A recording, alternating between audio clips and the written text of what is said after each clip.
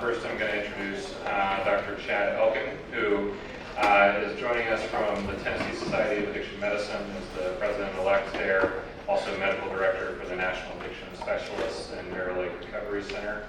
And both Dr. Elkin and Mr. Pensley are going to be talking about breaking down barriers, addressing how do we expand access to treatment that we know is effective, as well as advocating at different levels at the legislature and elsewhere. So, thank you, Dr. Elkin.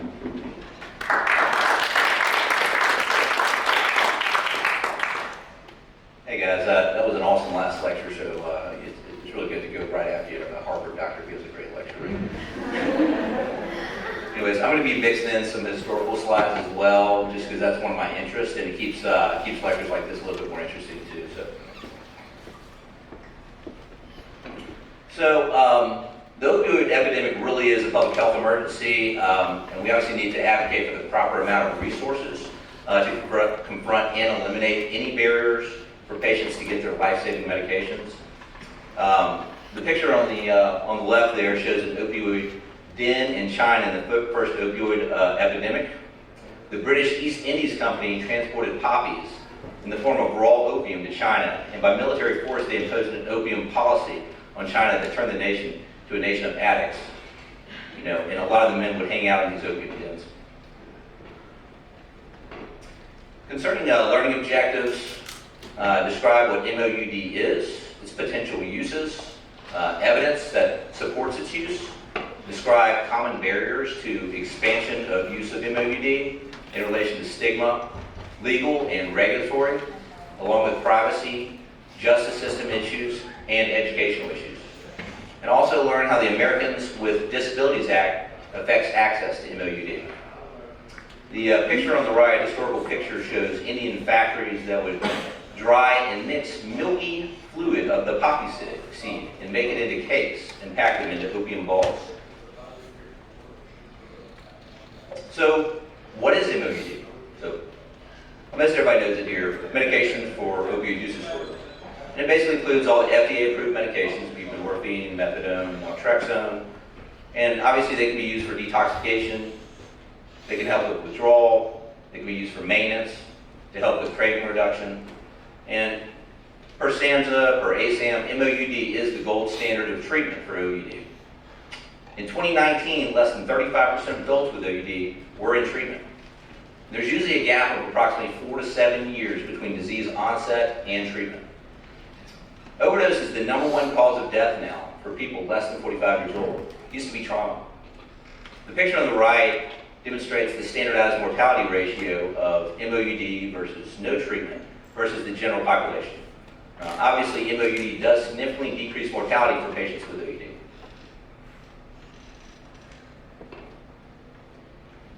So, what are the barriers? What are the MOUD barriers that patients face, and what's the problem? Patients are frequently denied access to their medications for opioid use disorder.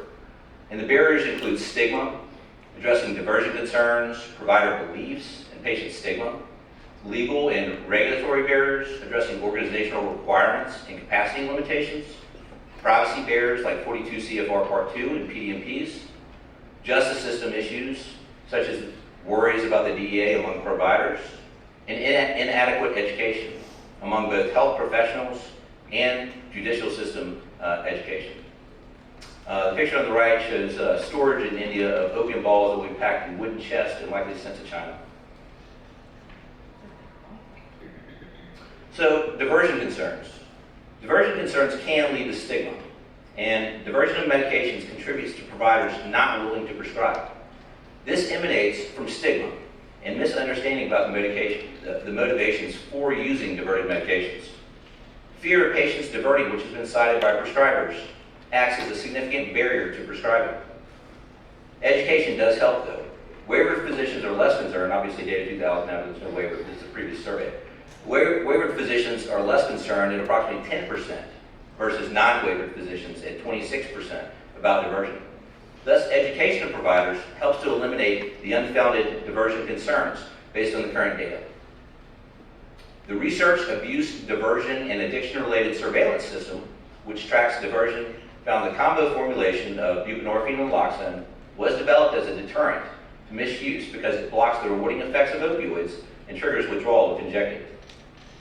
Studies have also shown that diversion does decline with increased legal availability.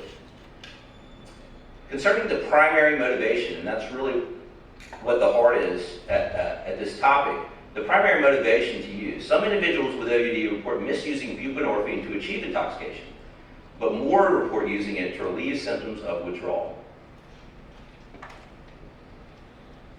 Provider beliefs. Provider beliefs can also lead to stigma. They can affect a provider's willingness to screen and prescribe. Some providers describe patients with opioid use disorder negatively and worry that integrating buprenorphine prescribing into their practice will attract new, difficult patients. Clinicians cite cultural and institutional barriers such as beliefs favoring abstinence-based treatment as reducing the likelihood they will prescribe buprenorphine. Increasing a provider's exposure to buprenorphine prescribing can quell fears and reduce stigma associated with OUD and SUD. The painting on the right shows a tobacco form. Tobacco was the first drug epidemic. Columbus sailed to Cuba thinking he was in Asia and hoping to find gold. Didn't find that or spices, but they did find the natives, Tano, that would roll up in an unfamiliar plant, set it aflame, and inhale the smoke on purpose. Europeans never smoked prior to this, and one of Columbus's men, when they went back to Europe, the Jerez took it back to Spain, and they were shocked when they saw smoke coming from his mouth for the first time. They thought it was some sort of sorcery, and imprisoned him for 7 years. During that time, Europeans became addicted to tobacco, especially among aristocrats, as he still sat in jail. Patient beliefs. So patient beliefs can also lead to stigma. They can affect the patient's willingness to access treatment and remain engaged in treatment. Patients are often hesitant to seek out care due to social stigma, such as discriminatory treatment or concerns about jeopardizing their employment. Many patients and providers also do not believe MOUD is effective at treating OUD. Moving on to legal and regulatory barriers, specifically organizational requirements and capacity limitations. Concerning organizational requirements, it can be stressful for new patients to have to deal with a multitude of state-required complementary services, such as counseling, case management, paperwork, while also dealing with the anxiety and stress caused by their opioid use disorder that can lead to a high attrition rate within that clinic. Mandated level of counseling is not shown to change opioid use or treatment retention. Studies of the effectiveness of counseling have not demonstrated differences in treatment retention or opioid use among patients randomized to receive little or no interaction with clinic drug counselors as compared with those who received federally mandated level of counseling. And I'm not against counseling. I think it does a lot of good for a lot of patients, but I don't think mandating a specific number of sessions should also be required. Concerning capacity limitations, waiver physicians have previously not prescribed at capacity, citing lack of time for new patients, concern about diversion, and reimbursement concerns. On a federal level, mid-level providers, including nurse practitioners and PAs, were granted access nationally to prescribe buprenorphine. However, state regulations concerning mid-level providers vary greatly and are frequently not evidence-based. Tennessee, in fact, was the second to last state to grant nurse practitioners and physician assistants buprenorphine prescription authority. Tennessee also limits nurse practitioners and PAs to 100 active patients on buprenorphine. And this obviously limits the number of providers we have to treat opioid use disorder. Moving on to privacy barriers, and specifically looking at 42 CFR Part 2. This is described as programs that receive federal funding, Medicaid or Medicare, hold themselves out as providing treatment of substance use disorders, may not disclose that its patients have a substance use disorder or are in treatment without explicit patient consent or a court order. Privacy regulations that prevent disclosure to employer or others may encourage patients to seek treatment.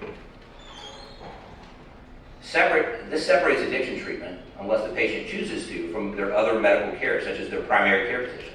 And obviously, this discourages continuity of care.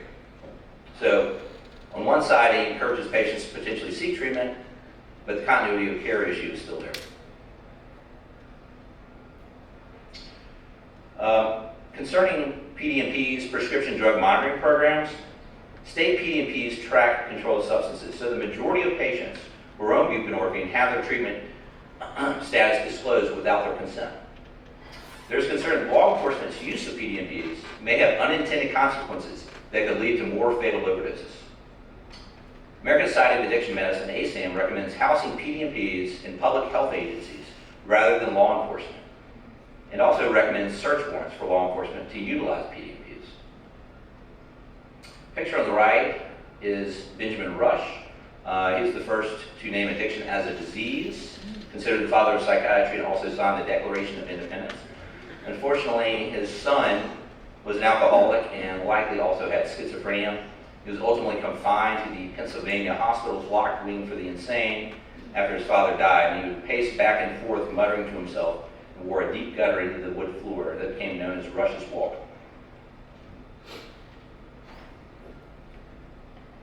Now moving on to justice system barriers, and specifically the DEA.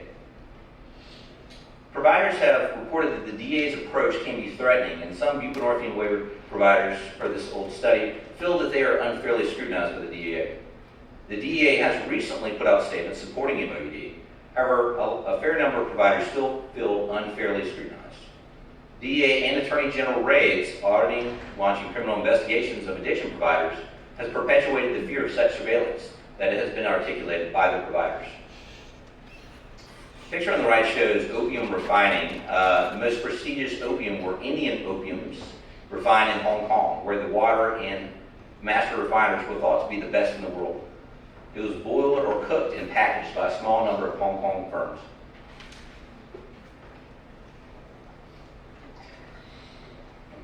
So y'all probably heard about this.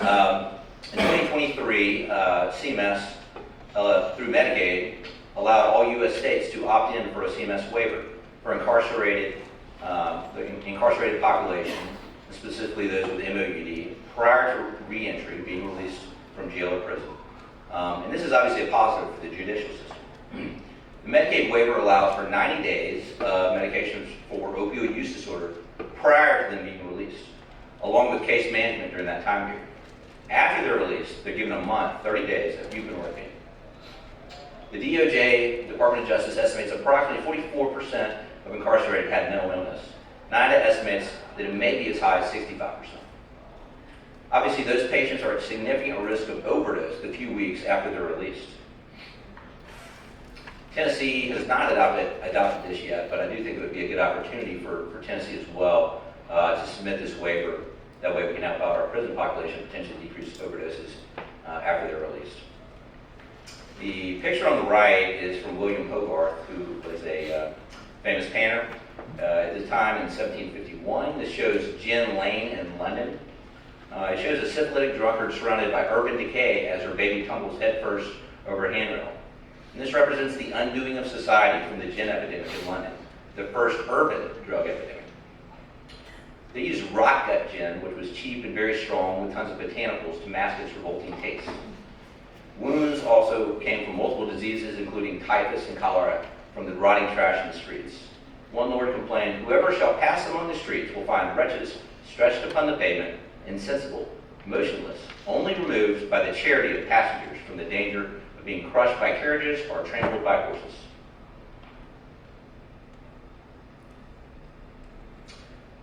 There are also education and training barriers to MOUD expansion, and specifically looking at inadequate health professional education. ABMS, or American Board of Medical Specialties, only recognized addiction medicine as a specialty in 2015. OUD education among healthcare workers is frequently also not standardized. There's a lack of experts to teach the curricula as well. Providers don't feel that they're equipped with the knowledge, resources, or referral networks to support patients with OUD, and specifically more so in the family, within the family doctors and PCPs. SAMHSA and federal grants for residency are helping improve this. The picture on the right shows the Opium War of 1840 between Britain and China. The British East Indies Company imposed an opium policy in China that turned the nation into a nation of addicts. China realized what it was doing to their society and cracked down on the opium trade ultimately. Britain didn't want to lose the profit because they had a monopoly on this trade. and this triggered the Opium War of 1840 that the British won, handing control of Hong Kong to the Brits. At one point, the British East India Trading Company had 270,000 private troops.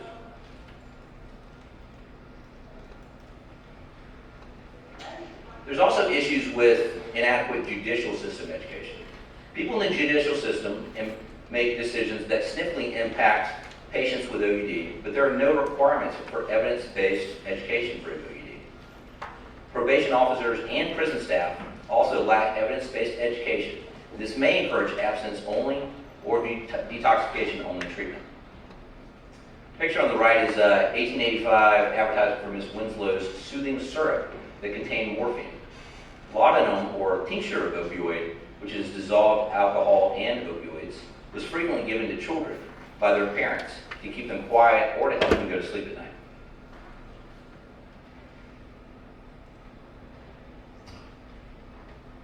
So I'm going to change gears a little bit and talk about the Disability Act, ADA, Americans with Disability Act. The Americans with Disability Act prohibits discrimination against people with disabilities. So what is discrimination? What's the definition? Treating someone differently because of their disability or having a neutral policy that disproportionately impacts people with a disability. Opioid use disorder is generally a disability under the Disability Act, and the courts have found blanket denial of medications for OUD violate the Disability Act and the Eighth Amendment. Denying access to MOUD is discrimination because of disability. Refusal of access to MOUD, dose, medication changes without medical justification, timetable to get off MOUD are all examples of discrimination. So what are some examples? Y'all may have heard about this. In Tennessee, there's a correctional officer that was actually denied his medications for his opioid use disorder, specifically buprenorphine. So this Tennessee correctional officer, he worked at Cumberland County Jail, that's Cumberland County Jail there, since 2015. He had a drug screen that was positive for buprenorphine in 2018. So he worked there multiple years. He was given the choice of resigning or being fired for drug use. It was a positive drug screen for buprenorphine only, nothing illegal. He had it prescribed for his OUD. The U.S. Department of Justice got involved and issued guidance that employers, healthcare providers, law enforcement agencies that operate jails, or others are violating the ADA Disability Act if they discriminate against people for taking prescription medications, not illegal medications, prescription medications for OUD. This was the first time the DOJ had used the Disability Act to settle a claim that an employee was discriminated against for taking a prescribed medication for substance use disorder. Ultimately, the correctional officer received $160,000 in back pay. Treatment facilities.